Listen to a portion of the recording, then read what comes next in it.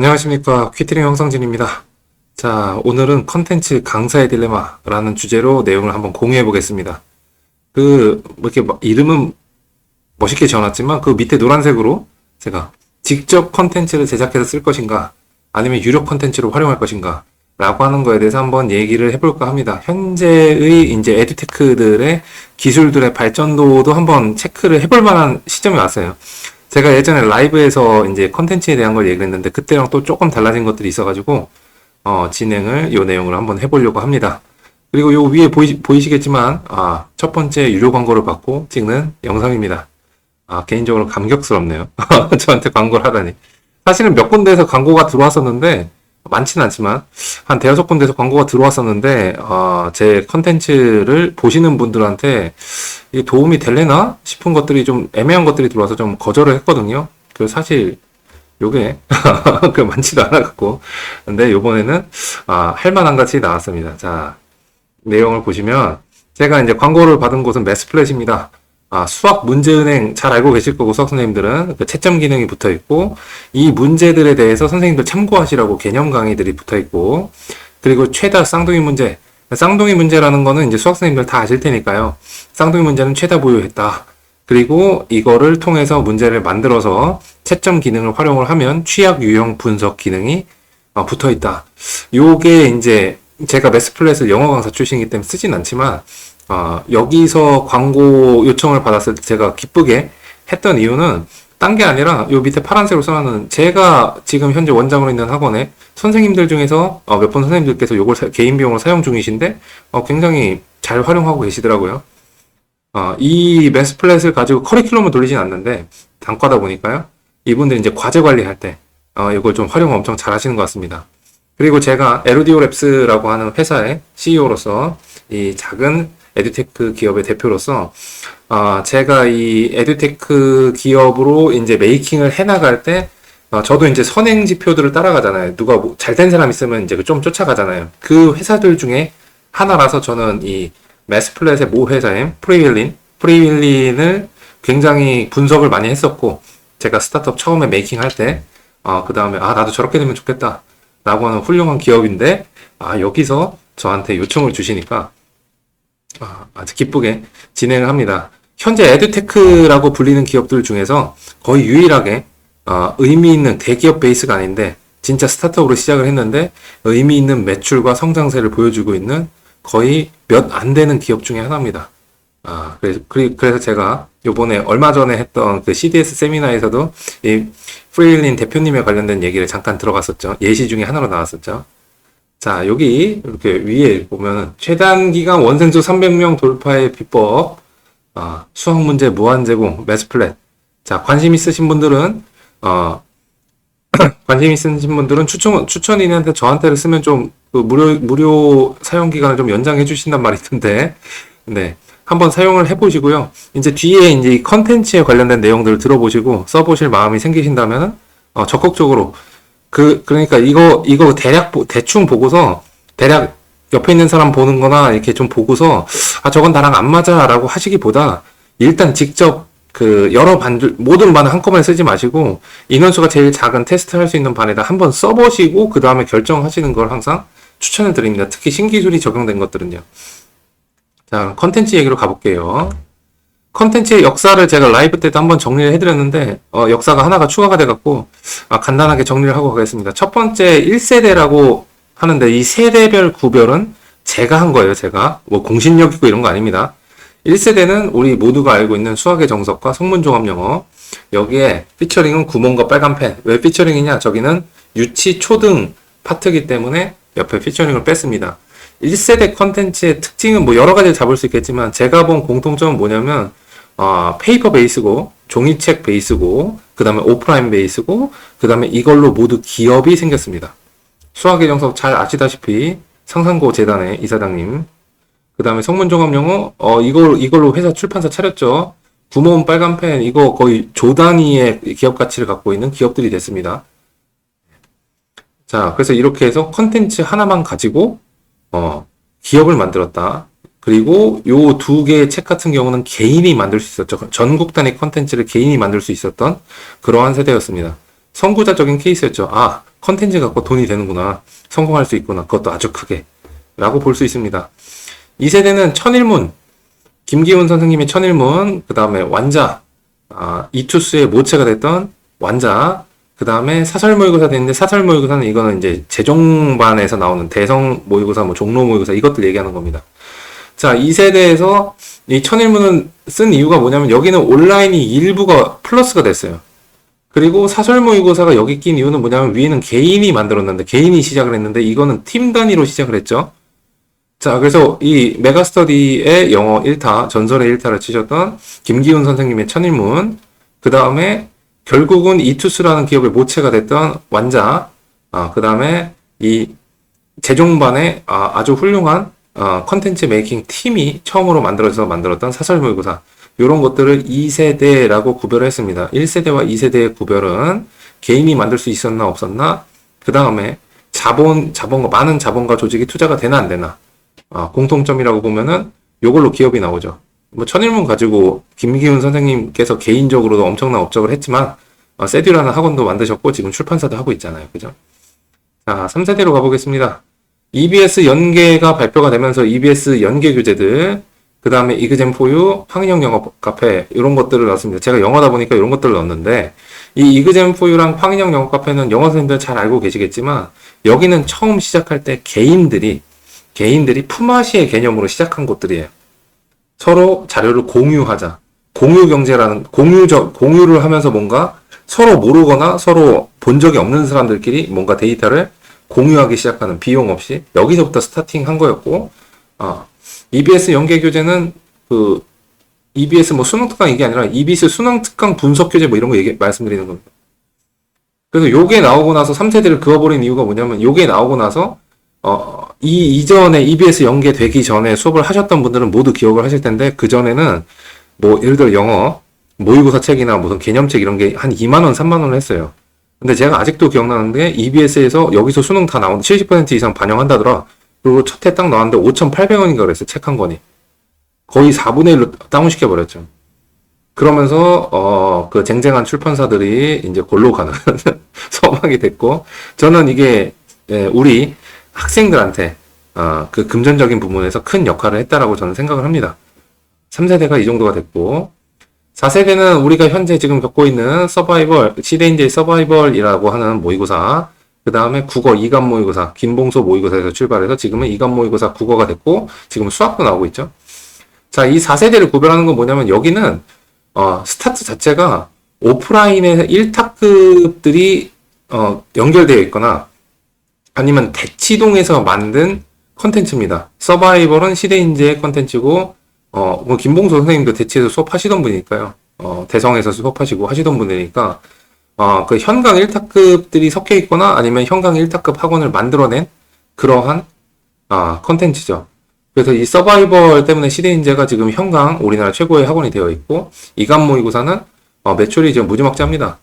국어부터 시작해서 지금 수학도 문제가 굉장히 잘 나왔다고 들었는데, 그래서 이걸 4세대라고 규정을 하겠습니다. 4세대의 기준은 대치에서 시작했는가 라고 보시면 되겠습니다. 자, 5세대 두 개로 나눴는데요. IT 기술을 활용한 5세대, 위의 세대랑 바뀌는 거, 이 매스플랫이라고 하는 방금 전에 설명한 것이 있고, 산타토익이 있고, 피처링으로 에로디오 랩 저희 회사도 한번 꼈습니다. IT 기술을 적극적으로 활용을 했는가? 그럼 이그젠4U는 IT 기술이 없냐? 있죠. 있는데, 그 IT 기술에서도 진짜 그 IT 기술의 1세대 기술들을 사용한 것 같고, 단순한 웹 베이스 기술을 사용했고, 매스플랫부터는 이제 단순히 웹 베이스가 아니라, 이제 개발자 기준으로 보면은 백엔드를 적극적으로 활용하는 뭔가 좀 복잡한 게 들어갔죠. 산타토익은 AI로 문제 출제하고 뭐 유사 문제 만들어주고 이걸로 원래 뜬 회사죠. 다만 이제 챗GPT 나오고 나서 이제 골로 가고 있긴 한데. 자, IT 기술을 활용한 콘텐츠들이 나오기 시작했고요. 자, 같은 세대에 뭐가 나왔냐면 강사가 곧 콘텐츠가 된 케이스가 나왔습니다. 현우진 선생님의 뉴런, 이명학 선생님의 신텍스 이런 것들은 콘텐츠가 곧 강사가 되고 강사가 곧 콘텐츠가 되는 이 두 가지가 거의 동일시되는 케이스가 나왔죠. 플러스 여기 있는 선생님들은 전부 다 인강 선생님들이죠. 인강 1타 선생님들. 인강 1타 강사가 대표적인 콘텐츠를 만들면서 여기서도 유의미한 매출과 콘텐츠 파워를 가지게 됐습니다. 다 우리가 아는 건데 정리만 제가 따라한 거죠. 자, 그리고 지금 6세대로 전환이 되고 있는데 AI 기능이 점점 강화되는 게 첫 번째고요.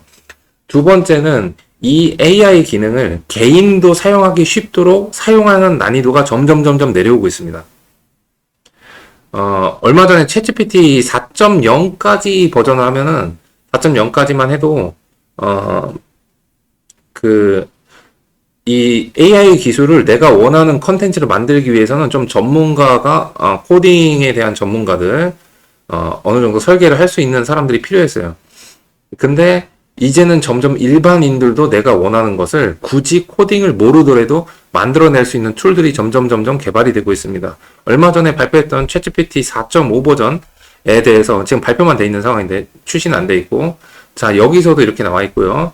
그 다음에 어저께 발표를 했던 구글의 제미니, 우리나라 말로 하면 제미니고, 그 다음에 영어식으로 하면 제미나이인데, 그 에미나이 비슷해갖고 좀 이렇게 입에 걸리긴 하는데, 이런 것들이 속속들이 나오고 있습니다. 이게 전부 다 일반인 수준까지 AI로 활용할 수 있도록 AGI라고 하는데, AI, Artificial Intelligence 사이의 G는 General, 일반적인 사람들이 쓸 수 있는, 굳이 코딩을 하지 않고 우리가 평소에 하는 평상시에 쓰는 말투로 주문을 해도 얘가 알아서 척척척 만들어 줄 수 있는 이런 세대로 급격하게 가고 있습니다. 그래서 요 다음 단계는 뭐가 나올지 저도 잘 모르겠어요. 저도 흥미진진하게 보고 있는 사람 중에 하나입니다. 그래서 지금 한번 기회가 한번 열리지 않나 라고 생각을 합니다. 참고로 제가 이 에르디오 랩스를 하고 있으니까 이런 생각을 거의 모든 회사들이 이런 생각을 했더라고요. 첫 번째로는 이 사교육 시장 자체, 우리나라의 사교육 시장 자체가, 이 시장 자체는 굉장히 크거든요. 한 25조짜리 시장인데, 이게 25조가 끝이에요. 왜냐면 다른 나라로 갈 수가 없어. 다른 나라는 이렇게까지 사교육에 투자를 안 하기 때문에 가기가 애매해요.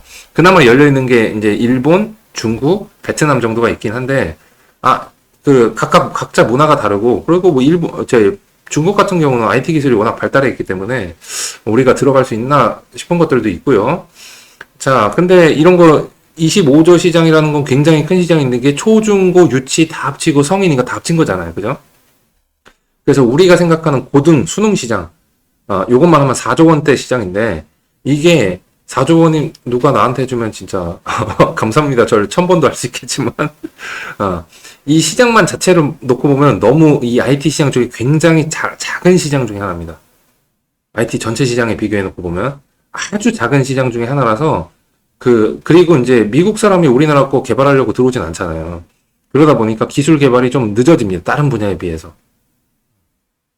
그래서 대기업들 뭐 구글도 사교육 시장 안 들어오고 우리나라 사교육 시장에 구글이 들어올 리도 없고 오픈 AI가 들어올 리도 없고 챗GPT 만든 오픈 AI가 들어올 리도 없고 뭐 마이크로소프트가 들어올 리도 없잖아요. 애플이 들어올 리도 없고. 그러니까 그만큼 작은 시장이라서 거꾸로 선행되는 기술을 보고 우리가 확인을 한 다음에 아이디어를 잘 짜서 내가 원하는 방식대로 적용을 해서 성과를 내는데 가능한 시장이기도 합니다. 자, 다만 제가 뭘 말씀드리려다 이렇게 됐냐면 5세대까지는 수능 문제, 예를 들어 이런 거요. 지문을 내가 툭 하고 넣으면은 수능 문제 스타일로 딱 나오게. 또 이런 거, 저는 내신을 오래 했으니까 어떤 생각을 했냐면, 일단 내가 담당하고 있는 그 내신 학교 문제를 이렇게 쭉 읽혀요. 스캔을 시켜갖고 얘네들이 인식하게 해갖고 학습을 시켜. 그 다음에 내가 시험 범위 지문을 딱 집어넣으면은 얘가 이 스타일대로 AI가 문제를 출제하도록. 야, 이거 되지 않을까라고 해서 5세대까지는 확인을 해보니까 저희 회사에서 내린 결론이 뭐냐면 똑같은 유형의 문제가 2만 세트가 필요합니다. 신뢰도가 98%까지 올라가려면. 2만 세트 정도가 해야 됩니다. 내신 특정 학교의 내신 똑같은 유형 문제가 2만 세트가 필요한 거예요. 그러니까 없잖아요. 2만 개를 어떻게 몰라. 200개 모으는 것도 힘든데. 그래서 불가능하다. 수능도 마찬가지고. 그런데 지금 6세대로 내려오면서 대략적으로 한 3,000에서 5,000 세트만 있으면은 여기 문제를 만들 수 있는 가능성이 좀 보입니다. 계산상. 직접 해봐야 되겠지만. 그러면 지금 근데 3,000에서 5,000 문제도 많잖아요. 한 7세대쯤 되면은 이거 가능하지 않을까? 한 500세트 가지고 가능하지 않을까? 아니 한 100세트 가지고 가능하지 않을까? 뭐 이런 생각을 하고 있습니다. 자, 컨텐츠의 역사를 제가 세대를 제 마음대로 구별해서 한번 요약을 해봤고요. 자, 현업 강사로서의 우리의 딜레마들이 있습니다. 별거 없어요. 주제에 나왔던 거야. 유료 콘텐츠 쓸 거냐 말 거냐죠. 자, 근데 안 쓸 수가 없는 상황으로 점점 가고 있습니다. 자, 학생을 내가 더 많이 가르치고 싶어. 그러면 시간이 당연히 점점 더 부족하죠. 시간이 부족해. 그럼 이 시간, 부족한 시간, 또는 이제 한 반에 많이 넣으면 공간도 부족하죠. 이 부족한 시간과 공간을 기술로 극복하는 개념인데, 기술로 극복. 그래서 뭐 지금 당장 쓰고 있는데 기술로 극복하는 게 이런 거 이원 생중계라는 거 들어보셨습니까? 몇몇, 진짜 소수의 1타 선생님, 현강 1타 선생님들은 강의실 하나당 지금 교육부 규정상, 교육부 규정에 서울시 조례상, 강의실 하나당 최대 135명의 학생이 들어갈 수 있는 게 최대 강의실 사이즈입니다. 서울시 조례상. 근데 어떤 그 소수의 1타 선생님들은 원래 한 300명씩 했거든요.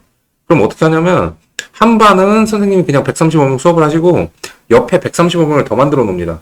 그럼 여기는 영상으로 틀어줘요. 라이브로. 옆에서 수업하고 있는 거 영상으로 틀어줘요. 수강료 차이가 있습니다. 수강료 차이가 서울시 교육청에서 정해놓은 대로 거기 맞춰갖고 수강료가 차이가 납니다. 자, 이원 생중계라고 하는데 이렇게 해서 270명을 수업하시는 분들이 몇 분 계세요. 목동에는 딱 한 분 계시고 강기원 선생님. 자, 그래서 이렇게 하는 것도 사실은 기술을 활용하고 있는 거죠. 근데 온라인 1타 강사 되면 몇만 명을 가르치시니까 자, 이런 것들도 지금 현재 하고 있습니다. 근데 이거는 그 회사라는 게 필요하고 아주 특수한 케이스가 필요하니까 우리 일반적인 강사 입장에서는 우리가 원하는 뭐 예를 들어서 내가 지금 한 80명 하고 있는데 갑자기 애들이 모여갖고 한 200명 됐어. 그럼 할 수 있냐 없냐죠. 그때 부족한 것들을 조교로 커버하거나 다른 걸로 커버하는데 한계가 있으니까 기술로 커버를 어떻게든 해야 됩니다. 내가 더 많은 성과를 내려면 기술을 쓸 수밖에 없고 외부의 도움을 받을 수밖에 없어요. 자, 두 번째는 혼자서 모든 티칭의 영역을 컨텐츠를 채울 수가 있는가 이런 거죠. 예를 들어서 본교재는 내가 만들어. 본교재는 내가 만드는데 아이들 클리닉 교재, 과제 이런 거는 내가 스스로 만들어낼 수 있는가? 시간이 나오는가? 그만한 시간과 역량과 자본을 투자할 수 있는가? 라고 했을 때 일정 부분은 유료 콘텐츠를 쓸 수밖에 없는 상황이 되고 있는 것 같아요. 점점 더 학생들이 요구하는 것들이 다양해지고 있기 때문에 이거를 다 채울 수는 없는 것 같습니다. 다음, 여기서 또 딜레마가 뭐냐면, 아니, 쓰긴 써야 되는데, 썼을 때 문제는 옆 학원이 똑같은 거 사용하면 어떡하냐, 이거. 옆에 경쟁 강사가. 가장 대표적인 케이스가 이그젠포였습니다. 그리고 가장 최근의 예시는 이간 모의고사예요. 이그젠포가 처음 나왔을 때는요, 이그젠포 쓰는 선생님들은, 와, 이그젠포 자료가 괜찮거든요. 좋아요. 그래서 와 이거 가지고 그냥 프린트 해가지고 이그젠포에 그 워터마크 지우고 그 다음에 우리 학원 마크 박아갖고 막 써도 애들이 와 선생님 자료 깔끔해요 좋아요 그러고 애들 시험 보면 딱 나면 거기에는 다 문제가 있으니까 그래서 그거 갖다 써도 학원이 잘 됐습니다. 강사가 되게 잘 됐어요. 근데 어느 순간부터 모든 학원이 쓰기 시작해 영어 학원들이. 그러니까 이 학원도 이그젠포예요. 저 학원도 이그젠포예요. 그러니까 이거 가지고는 디퍼런스가 안 생기는 겁니다. 그래서 저 같은 경우는 그 다음 세대이기 때문에 저는 모든 컨텐츠를 가능하면 이그젠포에 안 쓰고 제가 다 만들어서 생노가다 떼어가지고 작은 시장에서 혼자 먹고 살았는데 자 그래서 이 유료 컨텐츠를 썼을 때의 단점은 옆에 있는 사람도 돈만 내면은 나랑 똑같은 거 쓸 수가 있다. 조금만 나 혼자 몰래 쓰고 있어도 한 내년이면 다 한다. 좋은 거. 누가 또 저 말고 다른 유튜버가 이거 왜 안 쓰냐 이걸 써야 되는 이유 5개 그리고 올라올 거란 말이에요. 그래서 이런 거는 리스크가 당연히 있죠. 자, 그리고 컨텐츠가 점점 더 물가 올라가는 거에 맞춰서 컨텐츠가 많이 올라가죠. 저희 에루디오 랩스는 진짜 서버비하고 저기 API 비용 빼고 진짜 안 남는데. 아니, 딴 데도, 아니, 공짜로 다 줄 수는 없잖아요. 그, 만드는 비용이 들어갔으니까. 컨텐츠 비용이 점점 올라갑니다. 그러면 처음에 하나만 썼는데, 하다 보니까, 디퍼런스를 만들기 위해서 옆 학원이랑 좀 차이를 만들고, 저것도 괜찮아. 2개 써, 3개 써. 그 다음 학생 관리 툴도 써. 그럼 이게 전부 다 구독 경제처럼 이제 돈이 계속 들어가기 때문에 생각보다 만만치 않은 컨텐츠 비용이 들어가죠. 요즘 또 디자인에 돈도 많이 투자를 하시니까요. 자, 그보다 제가 강사로서 있을 때 이 유료 컨텐츠를 봤을 때 가장 아쉬웠던 점은 딱 이거 하나였습니다. 아니, 나 돈 쓸 계획이 있고, 이게 내가 원하는 퀄리티까지 나오면 충분히 돈을 쓸 의지가 있었습니다. 근데 내 입맛에 딱 맞지가 않아. 그 기성품으로 나오는 거기 때문에 이 컨텐츠는 웬만하면 최대한 많은 사람들이 쓸 수 있도록 나오는 것들이기 때문에 제가 처한 상황에 딱 맞지가 않아요. 제가 어떤 상황이었냐면 저는 영영일치 문제가 제일 많이 필요했어요. 내신 대비할 때. 그것도 16단어에서 23단어 사이에 선택지를 5개를 가진 영영일치 문제가 제일 많이 필요했는데 없어요. 원하는 아이디어. 그러니까 만들 수밖에 없는 거죠. 자, 그랬는데 점점 기술이 좋아지고 컨텐츠가 점점 다양해지면서 내 입맛에 딱 맞는 컨텐츠가 100%는 아니지만 옛날에는 내 입맛에 한 6, 70% 맞았다 그러면 지금은 한 8, 90% 맞는 애들이 생길 수도 있어요. 그리고 저는 영어 강사니까 콘텐츠를 직접 만드는데 그나마 낫지. 쉽지는 않았지만 수학 선생님들 같은 경우는 문제 만드는 거 진짜 어려운 일이잖아요. 다른 거 국어도 마찬가지고 과학도 마찬가지고 영어가 그나마 변형 문제 만들기 제일 쉬웠던 것 같아요. 자, 우리의 딜레마는 이렇게 있습니다. 써야 되는데 위에 두 개는 써야 되는데 쓰면은 밑에 세 개 같은 문제가 생겨요. 그죠? 그럼에도 불구하고 시간이 부족하니까 위에 두 가지가 워낙 큰 이슈이기 때문에 우리가 안 쓸 수는 없습니다. 그래서 내가 쓰는 비중을 얼마까지 둘 건지는 컨셉을 잘 정하셔야 돼요. 내가 어떤 특정 유료 컨텐츠에 너무 기대기 시작하는 순간에 나의 강사로서의 경쟁력이 시장에서 없어질 수도 있다 라고 생각하시면 됩니다. 거꾸로 학원을 운영하시는 분들께서는 특정 컨텐츠를 잘 조합해서 수학 선생님들 예전에 이런 거 잘했잖아요. 여기는 센, 일품 뭐 이런 거 해갖고 이렇게 해서 그 시중 교재 커리큘럼 만드는 것처럼 생각보다 아주 쉽게 관리에 자신 있거나 다른 서비스에 자신 있는 분들께서는 내 학원을 차릴 때 컨텐츠 걱정을 비용만 지불하면 충분히 커버가 가능하다. 이런 장점도 있겠네요. 자, 현재까지 우리나라의 에듀테크라고 하는 이 교육 관련된 에듀테크의 종류를 크게 나눠보면요. 세 가지로 나눌 수가 있습니다. 먼저 설명드린 오른쪽 끝에 이 매스플랫하고 저의 에르디오 랩스 이런 애들은 강사를 보조하기 위해서 나온 거예요. 강사를 서포트하기 위해서. 기술로 강사를 서포트하자. 매스플랫이 처음에 어떤 아이디어로 생각했는지 모르겠지만 저 같은 경우는 그냥 제가 쓰려고 만들다 보니까 이거 다른 선생님들 같이 쓰시면 좋겠네 해가지고 시작한 게 에르디오 랩스고 기술로 강사를 보조한다 라는 컨셉의 에듀테크가 있고요. 그러니까 우리는 1차 소비자가 강사나 학원이 되는 거예요, 여기는. 자, 그 다음에 강사랑 기술을 합쳐놨습니다. 엘리하이 그 메가스터디가 만든 초등 브랜드죠. 그러니까 기술을 수업 영상은 강사가 하고 애들 관리도 이제 줌 같은 걸로 하는데 거기에 이제 기술을 점점 플러스 하면서 강사의 그 퍼센트를 점점 줄여가는 형태로 가고 있는 중도 단계가 있고요. 자, 요거 위에 건 산타토익. 요 밑에 거 혹시 뭔지 아십니까?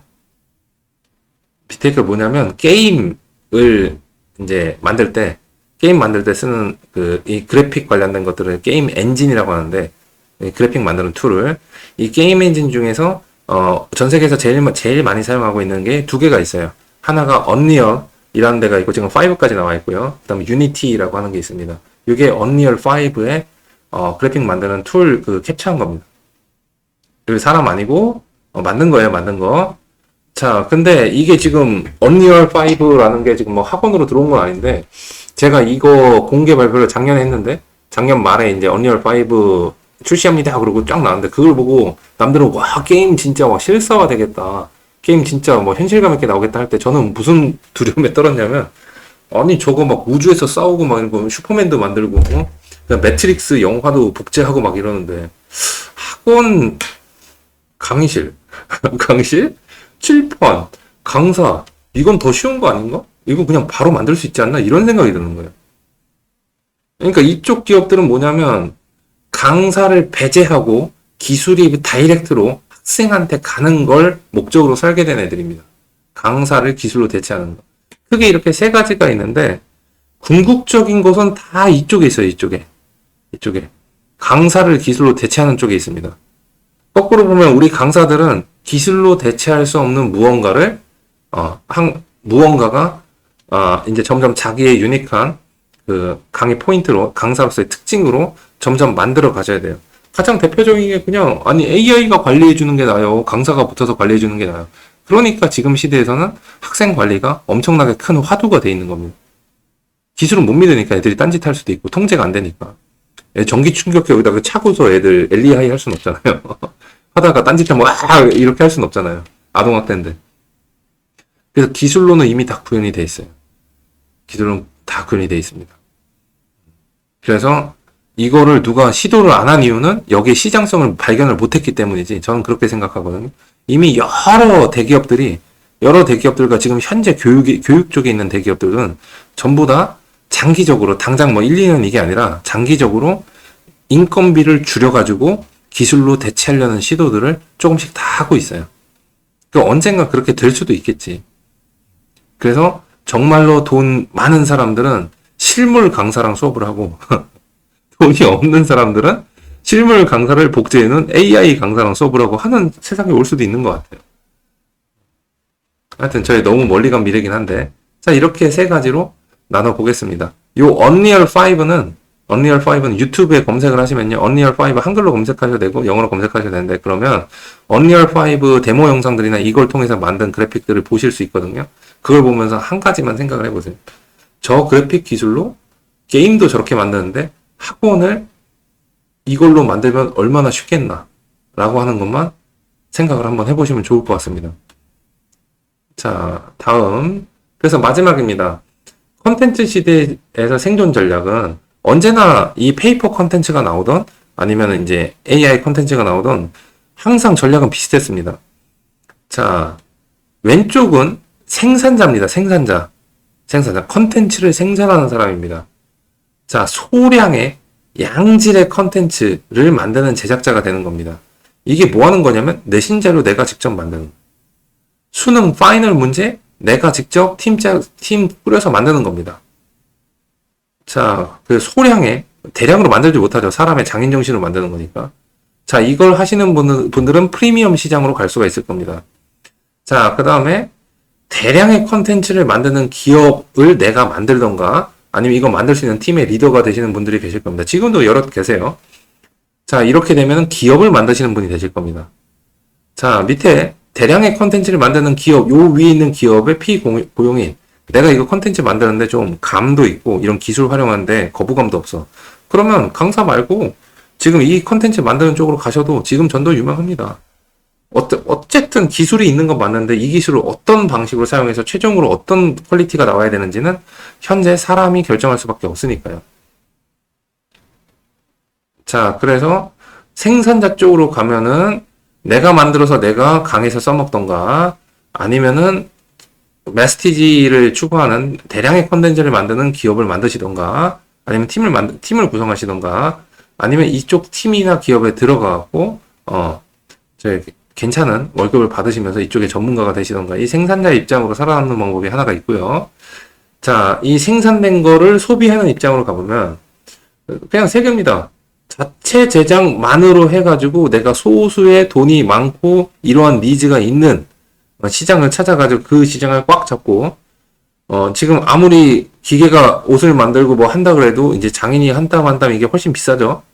그 시장으로 가시는 겁니다. 프레스티지 시장으로 가셔가지고 자체 제작 원리로 뭔가의 디퍼런스를 가져계시는 분. 이런 분들이 사실은 제일 훌륭하죠. 근데 이게 소량으로 만들 수밖에 없다는 거. 수능을 만들려면은 비용이, 인건비가 많이 든다는 거. 이런 것들이 있겠죠. 자, 그 다음에 맨 밑에 유료 컨텐츠만 사용해가지고 아까 중간에 말씀드린 것처럼 수학 교재를 센 블랙라벨 뭐 이런 거 일품 이런 거 고쟁이 이렇게 하고 그 믹스해가지고 요걸로 커리큘럼 만들어갖고 진행해도 그것도 잘 만든 교재들이잖아요. 이거 가지고 그냥 유료 콘텐츠만 가지고 커리큘럼을 만들고 서비스, 학생 관리라든지 시설이라든지 아니면 이거 외에 이제 다른 디퍼런스를 만들어 갖고 학원을 만들어내는 사실은 이건 학원을 창업할 때 툴인 것 같아요. 강사가 이렇게 하면 망한다고 전 봐요. 하고 우리가 적절히 타협해서 유료 콘텐츠 지금도 아마 이러실 텐데 유료 콘텐츠 일부를 쓰고 자체 제작한 거를 일부를 써서 믹스를 하는 겁니다. 그래서 앞에서도 말씀드린 것처럼 유료 콘텐츠를 내가 대략 몇 %까지 쓸 건지 어느 파트 어느 부분에 쓸 건지는 지금 쓰시고 계신 파트가 있을 거예요. 그 파트를 가지고 한번 고민을 해보시는 게 좋습니다. 내가 자체 제작을 어디까지 할 건지 가장 임팩트 있는 뭐 내신으로 치면은 파이널 문제만 내가 자체 제작을 할 건지 아니면은 아이들한테 수업 시간에 푸는 거는 다 자체 제작으로 가고 집에서 주는 거 과제 이런 것들은 유료 콘텐츠로 갈 건지 이런 것들에 대한 비중을 선생님들이 한 번쯤은 고민을 진지하게 해주셔야 됩니다. 그리고 이 비율에 따라서 아마 자체 제작 원리로 가는 사람도 많지 않을 거고 유료 콘텐츠만 원리로 하는 학원은 좀 애매한 사이즈의 학원이 될 거니까 우리가 단과 강사 기준으로 강사로서 뛰어난 성과를 개인적으로 만들어내려면 유료 콘텐츠랑 자체 제작을 어느 정도 비율로 믹스를 하고 그러면 자체 제작한 것이 일반적으로 어필할 수 있는 포인트가 되겠죠. 시장에. 그랬을 때 어느 파트를 내가 자체 제작, 내 노동력을 갈아 넣고 내 인사이트를 갈아 넣어서 만들지를 선생님들께서 고민을 한번 해야 되는 타이밍이 이제 그런 시대가 온 것 같습니다. 아마 확 하고요. 워낙 사교육 쪽이 워낙 생각보다 보수적인 것이라서 그렇게 확확 바뀌지는 않습니다. 하지만, 요즘 제가 이제 저희 큰아이가 초등학교 3학년인데 웬만한 건 다 패드로 하더라고요. 이제 수학학원 갈 때만 이제 종이책 가져가고 웬만한 건 다 패드로 하더라고요. 학교에서 하는 것도. 디지털 교과서도 2025년부터 이제 고등학교 1학년에 이제 일부 과목에서 진행이 되죠. 디지털 교과서 그냥 단순히 PDF가 아니라 쌍방향입니다. 그냥 터치하면 거기서도 뭐가 나오고. 자, 그렇다니까 점점 더 우리의 고객들은 디지털에, 익숙한 세대들이 나올 거고, 그럼 우리는 아직도 칠판에다가 쓰면서 하긴 할 건데, 이거랑 믹스를 좀 시켜야 될 겁니다. 그때 우리가 디지털로 전환을 못하면 어쩔 수 없이 또 유료 콘텐츠를 사용할 수밖에 없는 상황이 되고, 여러 가지가 지금 혼재되어 있어요. 그래서 이렇게 혼란이 생기면 뭐다? 기회다. 기회다. 기존 판이 흔들린다? 기회다. 지금 1타급이 아니다. 지금 1타, 압도적인 1타가 아니다. 그럼 나한테 기회가 열린다. 이 지금 말씀드린 내용 중에 일부를 잘 활용하시고, 요 부분들, 전부 다 하라는 얘기는 아니지만, 요 부분들을 잘 하셨다가, 나 저거 해봐야지 하는 거 있으면 꼭 빨리 해보세요. 지금 막 빨리 해서 빨리 실패해보세요. 그래서 때가 왔을 때, 그 시행착오한 경험 가지고 확 하고 올라가실 수 있는 그런 상황이 될 것 같습니다. 자, 오늘 준비한 내용은 여기까지고요. 긴 시간 들어주셔서 감사합니다. 마지막으로 우리 광고를 주신 매스플랫 프리뷰님 감사드리고요. 선생님들께서 매스플랫 안 써보신 분들은 이번 기회에 무료도 많이 하니까요. 한번 꼭 써보시고 결정하시기를 추천드리겠습니다. 자, 오늘도 긴 영상 봐주셔서 감사드리고요. 좋아요, 구독 감사합니다. 댓글 매우 매우 감사합니다.